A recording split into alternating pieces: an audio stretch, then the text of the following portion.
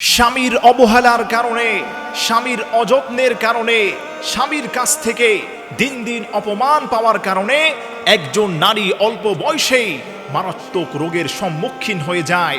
অনেক জায়গা থেকে আমাদের কাছে ফোন আসে, হুজুর আমার স্ত্রীর বয়স কম, আমার স্ত্রী মাত্র আমার ঘরে এসেছে, কিন্তু সে দিন দিন রোগাক্রান্ত হচ্ছে, ডায়াবেটিসের রোগী হয়ে যাচ্ছে, কিডনিতে সমস্যা হচ্ছে, জন্ডিসের লিভারের মধ্যে সমস্যা হচ্ছে।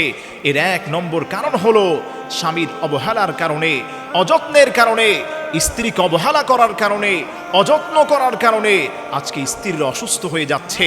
এজন্য প্রিয় ভাই, যারা স্বামী আছেন, স্ত্রীকে সম্মান করবেন, স্ত্রীকে পর্যাপ্ত পরিমাণ সময় দেওয়ার চেষ্টা করবেন। স্ত্রীর সঙ্গে আপনি সব সময় সুখে দুঃখে স্ত্রীর পাশে থাকার চেষ্টা করবেন।